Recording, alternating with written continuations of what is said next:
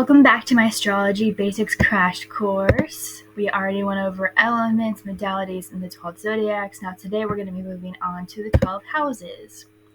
The 12 houses start over with first impressions, and they go to possessions and self-worth, and then so on, all the way to the 12th house of the unseen realm and spirituality. So if you want to take a screenshot of that for later, you can.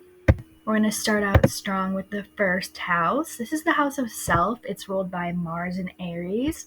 It rules first impressions, new beginnings, birth, physical appearance, and identity.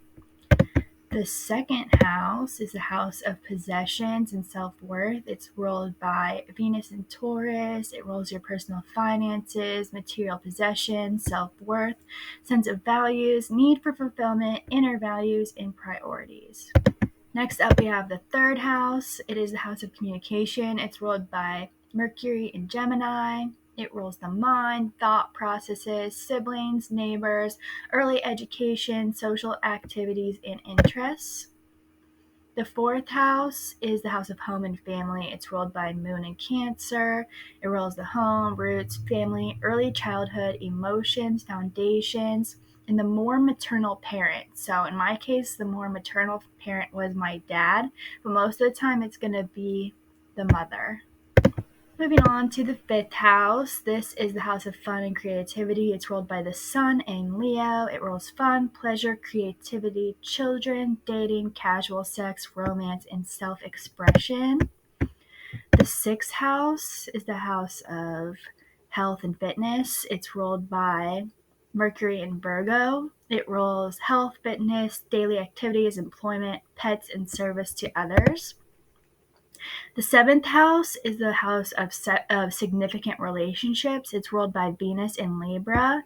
It rules marriage partners, close platonic relationships, business partners, open enemies, contracts, and interpersonal style. So how you interact to those close to you.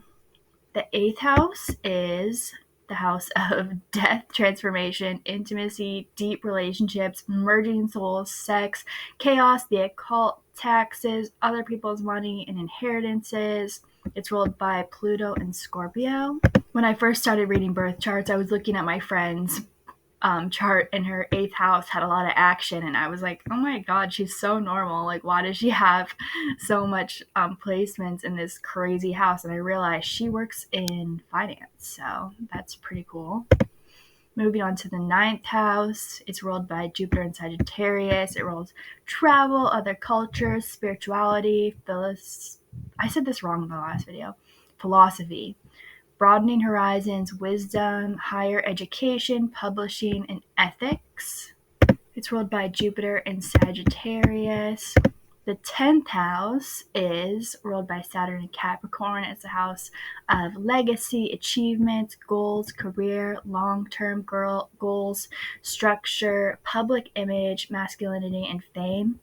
The fourth house rules the more maternal parent. This house rules the more, I don't know the word. I think my mom is represented by the 10th house because she was the breadwinner.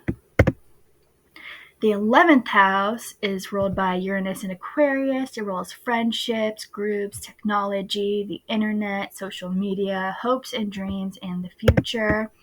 And last but not least, the 12th house is ruled by Neptune and Pisces. It rules spirituality, the unseen realm, hidden enemies, self-sabotage, things hidden from us, endings, healing, closure, old age, and the afterlife.